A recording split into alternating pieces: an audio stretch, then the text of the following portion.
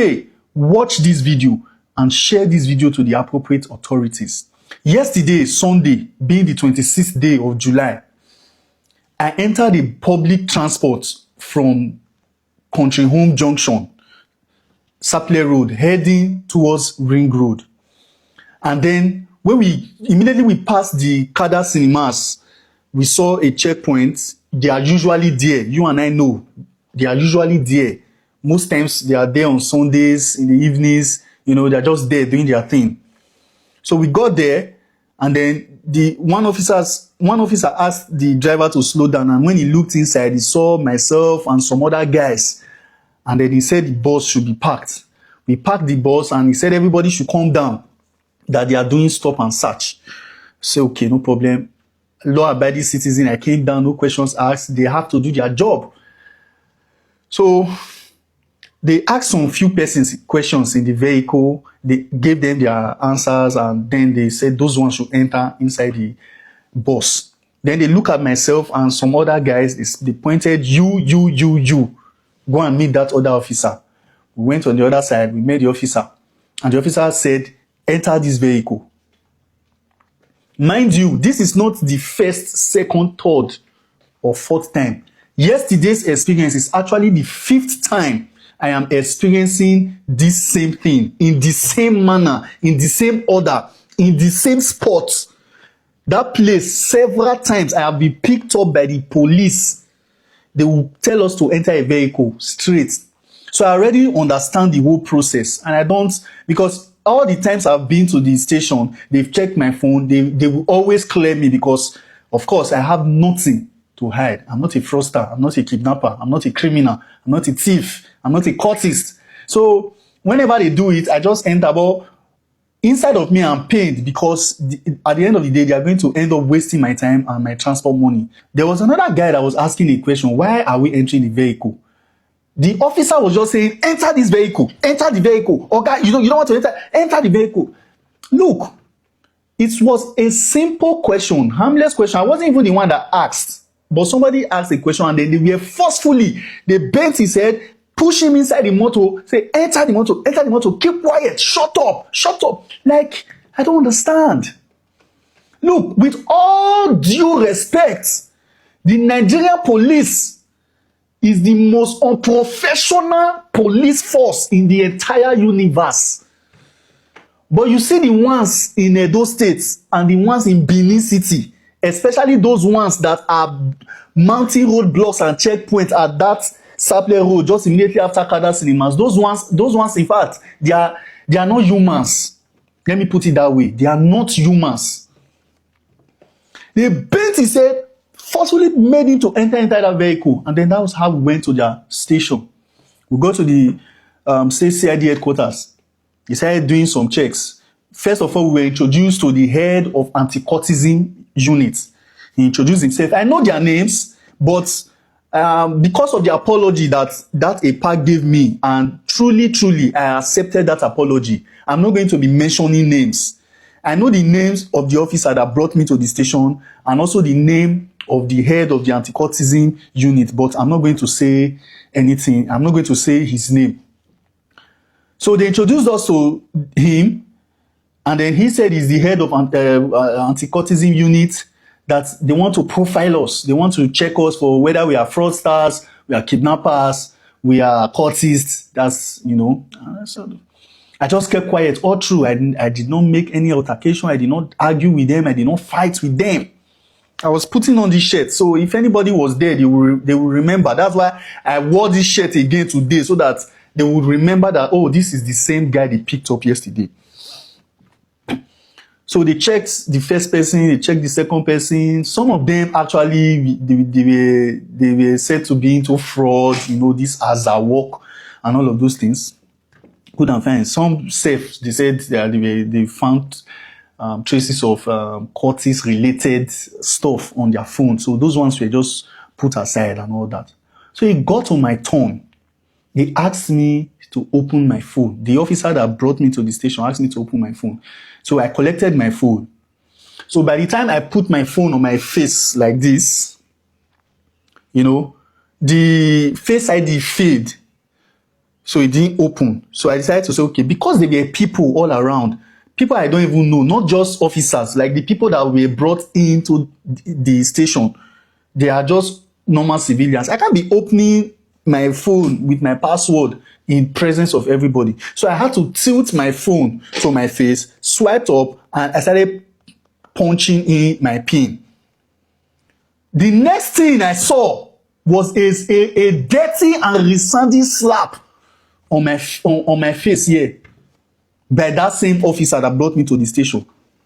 When I say a dirty and resounding slap, oh God, if you are in that station that day, please, if I am lying, please come and comment in the comment section that, oh boy, you are a liar. A resounding slap on my face. I'm like, Oga, what's going on? Why are you slapping me? He said, I am trying to format my phone. So I format phone? Is iPhone, do they format iPhone? Like, I don't know. But before you even go through the process of erasing your iPhone, and you know how long that process is. I thought, Oga, I was just putting in my password and you are slapping me. While we were talking, another APA came. He was on Mufti. He came, he was saying, okay, oh boy, open this phone now. So I told them, I said, I'm not going to open the phone. Because by this time, I was already angry. Why would you slap me? Even if I was trying to format my phone, assuming I was trying to format my phone, does that warrant a slap from an officer? Why would you slap me? Why? Why? It has not been confirmed that I'm a criminal or I'm into any criminality. So why are you slapping me? And then the EPA said, open this phone. Open this phone now. I told the EPA, I said, I'm not going to open the phone. I said, in fact, as a matter of fact, the IG said that the police are not allowed to stop and search phones. The moment I said that, oh my God, the next thing was 3 police officers, including the head of the anti-cultism unit, the person that brought me in, and this other EPA, 3 of them were slapping the hell out of me, raining slap out of me, left, right, center, from top, from bottom. In fact, the type of slaps I've not seen in my life. They were giving me uppercut slap, bicycle kick slap, different kind of slaps. I did not utter a word. I did not insult any of them. I did not fight with any of them. But they kept on loading me slaps. If you are in that station that day, you know that what I am saying is true. As they were slapping me, the head of anti-cultism unit started pushing me out. He was pushing me, not minding where I was hitting my body on. He never cared. He removed the chair from the way, pushing me out of the station. I began to ask, is this how you behave? What level of unprofessionalism is this? The more I kept talking, the more slaps and heavy slap was just landing on my face. The ones that was using their hands here to hit me, the ones that was giving me blow, the ones that was slapping me on my face, on my head, my eyes, my throat, they were loading me seriously.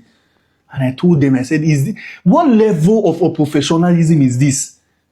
That I came with you guys willingly, without any form of argument, to your station, and you begin to slap. In fact, you trampled on my right. You dehumanized me. You disgraced me. You embarrassed me in the presence of other police officers and other people who came to the station that day for whatever reason they came for. Those who were criminals, those who were cultists, those who were fraudsters, they were not treated the way I was treated. Simply because I said, the IG said, no stopping to search phones. And that's how that other EPA, the fair one, I'm sure he's head of one other unit there at the station, said they should book me, take me to cell. He took a paper, he signed, he said, I'm a cultist. Without, no investigation was done, no questions was asked, nothing. That's how they took me to cell. Got to the front of the cell. They went inside like this to the other side. Removed my clothes, removed my trousers. I was left with just boxers. And then with the way they handled me, they manhandled me, I refused to tell them my name. They said, what's your name? I said, I'm not going to tell you my name. And then that lady at that cell, the one big lady like this, said, oh, you don't want to say your name? Don't worry, we will lock you inside the cell. As he was taking me to the cell, he told the cellmates that I refused to tell her my name. So those cellmates should beat me up and make sure they get that name from me. So is this what you do? Is this what you do? You will hand over somebody who has not even been convicted. As far as I am concerned, in Nigerian law, in the eyes of the law, everybody is innocent until proven guilty. Even if you were caught right there committing a crime, you are still innocent until you have been proven guilty. Now a police official is handing me over to other cellmates to beat me up. So it is those cellmates that will beat me up to collect names from me. In fact, it was crazy. When I went inside, they gathered me. The other cellmates gathered me, saying, hey, you the one from say this thing. Luckily for me, one of them looked at me and recognized me and said, is this not Teddy? Like, I know this guy. I know you from Facebook. Say, watch your video where. I said, I'm me. He said, He said, I beg. He was talking to the other guy. I said, I beg, I'm gonna not beat him. So they asked me how far. I explained my ordeal to them. They said, okay, you know what? Just tell the lady your name, just tell her your name. So when the lady came back, he said, una don't beat her. He said, they say yes, they don't beat her. Hey, he look.